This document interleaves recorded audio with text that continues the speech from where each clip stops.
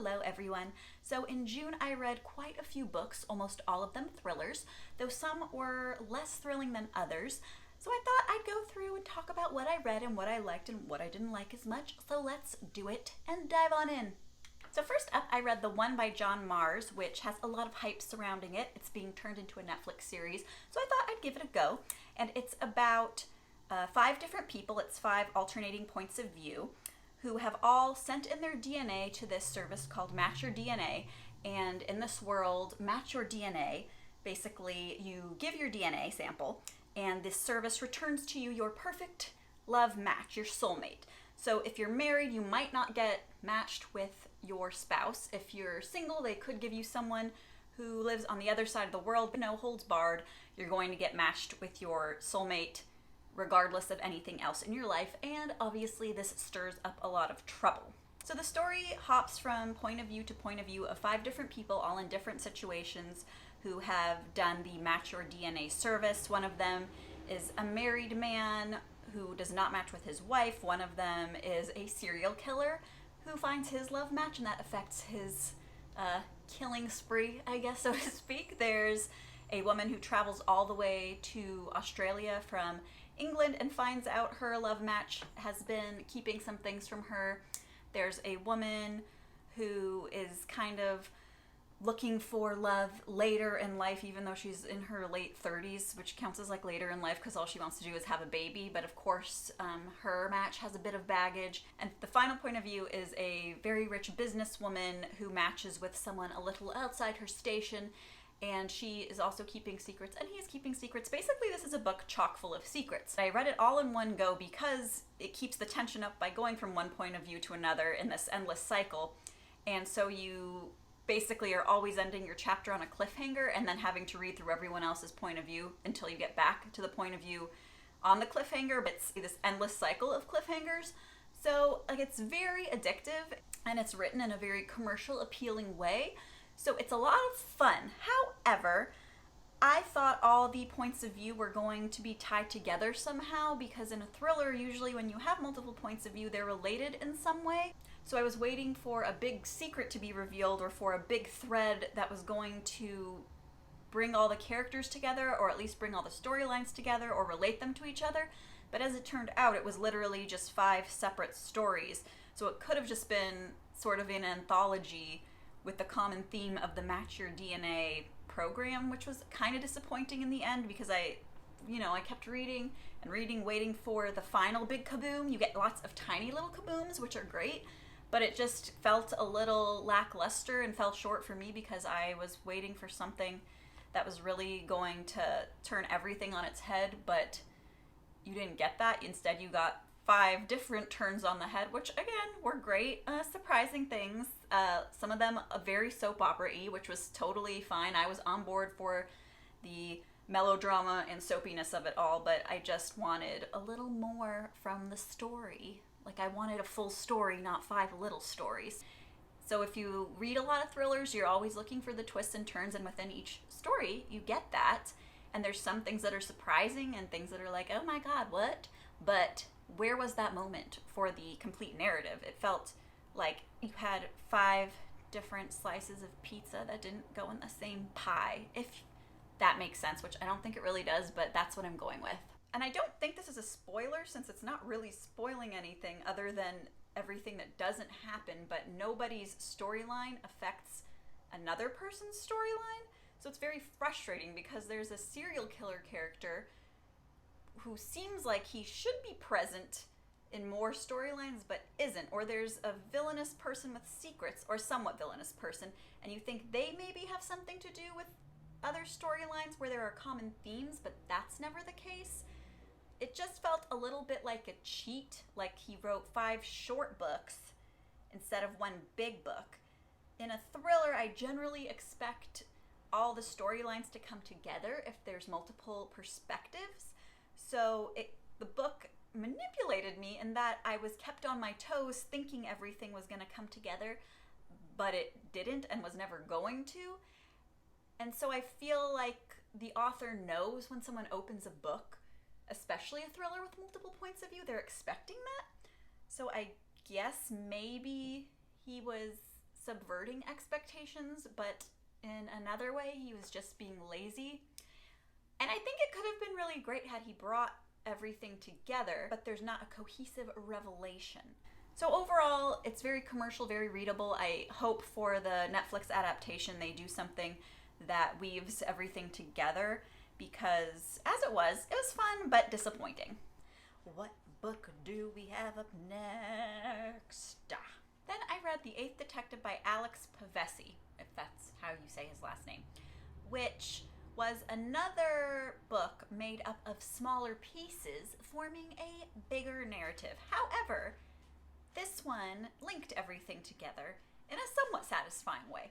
Allow me to explain. The story is about a math professor who once upon a time figured out all the rules of detective stories based on mathematical principles, and from that wrote 7 perfect detective stories and published them. But then 30 years have gone by, and an editor rediscovers his short story collection and wants to republish it, so she tracks him down to this remote Mediterranean island because he's become something of a recluse. And the story is about her reading these detective stories he's written while talking to him about his work. And within the short stories, she finds discrepancies and things that don't quite add up, and thinks there might be something bigger going on between the lines, and she is correct. I love the setup of this story because I love the idea of a professor calculating how to create a perfect detective story and making up rules for that, but that kind of gives the author of the real book quite a lot to live up to, because you're expecting these 7 stories within his book to be perfect. And unlike in the one, I did like that these stories were all connected to the larger mystery, but I felt like this big reveal was a little bit lackluster because of how the book is set up. So you have shorter sections where the author and editor are talking, interspersed with the short stories, but you don't get a ton of character development about those 2 characters who are supposed to be the main characters, and instead you enjoy the short detective stories more than you do the larger arc. So by the time you do get to the large arc that's tying all the little mysteries in the short stories together and addresses a larger mystery of why this author's on the island, it's just kind of a disappointing revelation because you're not that attached to what's happening within the framework. And the detective stories themselves are fun, but they are written in an old-fashioned style because they were meant to have been written like in the olden days. So they're satisfying in that way if you like classic detective stories, but because they also play into the larger framework of the novel, they don't quite add up in a lot of ways. So it's just a strange read, and I found myself just wishing I'd had a collection of the short stories, which are like, written in the modern day but read in a classic style. I would have been fine with that without the larger narrative. So it's kind of a reverse of how I felt about the one, wherein I didn't really need the connection. And if he was going to do the connection that he does in The Eighth Detective, I just wanted more time spent with the author and editor.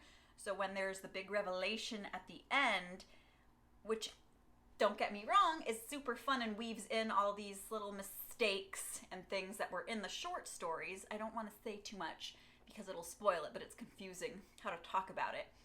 But I just was not invested in their larger story, so it felt like I was just reading another short story that was interspersed, which you kind of are in a way, but at the same time, it just wasn't satisfying. So it's interesting because the one and the Eighth Detective both have this thing they do that they play with structurally that I think works against the larger story, and neither did it particularly successfully. And I think the parts are much more fun than the sum of the whole. Whereas the Eighth Detective did weave everything together in a surprising revelation, it just wasn't as impactful as I wanted it to be because I just didn't care that much about the author and the editor. And I enjoyed the writing and I enjoyed the twists and turns, but I just felt it didn't all come together, even though he did bring it together. I was just like a little meh on it. But it's a unique way of telling a story, and the stories within the book are really good too, so at the very least it's worth it just to read the detective stories.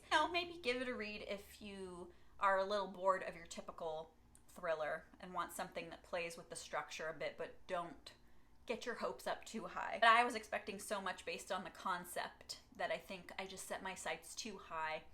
But I still enjoyed it, but was a little let down. What else did I read? I then read The Silent Patient by Alex, not sure how to pronounce his last name, Michaelides? Alex Michaelides. Anyway, it's a hugely popular book.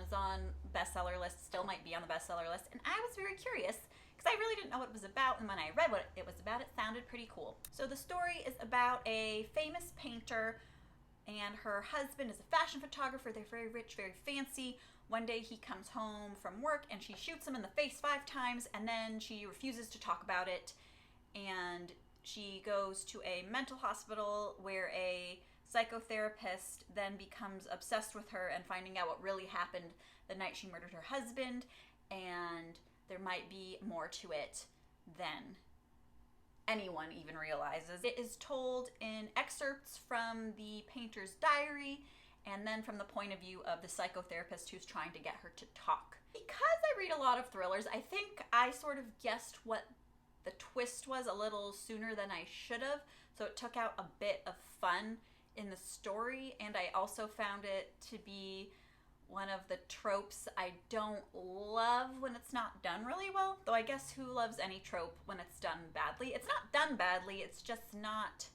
my cup of tea in this case, and I don't want to spoil anything because the fun of the whole book is like the twist. I was gripped. I read it in one sitting, so that speaks to something because it's a fun idea. Like, why won't this woman speak? We see excerpts from the diary, we see flashes from her childhood and from the days leading up to when she shoots her husband, and it's one of those things where like their relationship looks one way on the outside but different from the inside. And because the point of view of the psychotherapist is in first person, he is presenting a limited view of himself, so you're also not getting the whole story necessarily. And this has an unreliable narrator, which is something I love, and it has a diary as one of the points of view, which is another thing I really love, and it keeps you guessing for a good long while as to what's going on. I caught on, like I said, pretty quickly, but it was still a fun read. At the end of the day, though, it did hit on a lot of cliched tropes and characters I didn't love, and there were certain characters who weren't involved in the meat of the mystery, but were witnesses or, friends who had insight who just also were very one-dimensional to me, so it didn't feel fully fleshed out. I can definitely see why this book was so popular, and I think the end is satisfying in a way, but also, once again, I don't know why I'm just kind of disappointed in all these thrillers from June so far that I've mentioned, but it wasn't fully disappointing. It was, yet again, maybe I'm expecting way too much from all these thrillers, but it was one of those things where I was hoping there would be a subversion of the trope that was happening, which once again I don't want to say because that would be spoiling everything. But it was a little straightforward once everything was flipped on its head, if that makes sense. You do enjoy that at the very, very end, one certain character gets what's coming to them. And I wouldn't necessarily recommend this book, even though it was, I enjoyed it just fine, but it didn't have that kapow, zowie pizzazz that I was looking for. I, once again, was left wishing it had been a little different than it was, and maybe I should just lower my expectations a little. But if you like generic, hugely popular thrillers, you're gonna like this one. But it was not my cup of tea. Then I read I Let You Go by Claire McIntosh, which is a story that begins with a hit and run wherein a mother and son are crossing the street. The son gets hit by a car and killed. The car drives away, and then a woman moves from England to a remote Welsh village to escape the memory of the accident and to grieve over her lost child and other painful things from her past. Then the other point of view is that of the detectives investigating the hit and run and trying to track down the driver, and sort of a little personal family drama that's happening in his family, in the detective's family. So this book is another one where I can't say too much because there is a big twist that, again, I think I just read too many thrillers, but I guessed it almost immediately. I don't want to talk about it, though, in case That's part of the reading experience.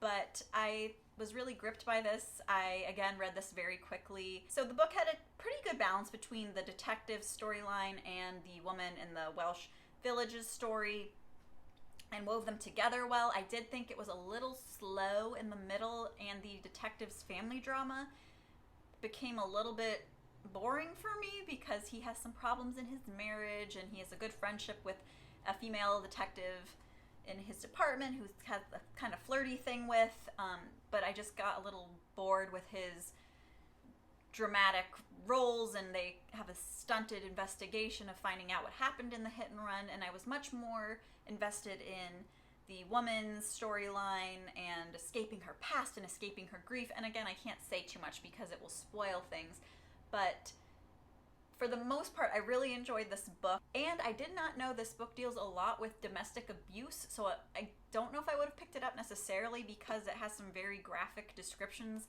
of abuse of like every kind, basically, when it's not really made clear from the back of the book, so that is something to be aware of. And I just, like, there's certain soapy twists and turns that I couldn't get on board with just because the book was somewhat done very realistically in a lot of aspects. So then towards the end, when they bring in this sort of soapy villain and just some coincidental plot points, I was a little bit, once again, I'll use the word disappointed, which is like word of the day. But overall, I really enjoyed this book and I recommend it, and I want to read some of Claire McIntosh's other books. I'm not usually one for police or detective fiction, so I liked how this split it between the detective and your regular everyday lady. I'd say read this book. It has some great twists and turns, though there's some stuff at the end that's a little bit suspect, and certain things happen that you're just like, why?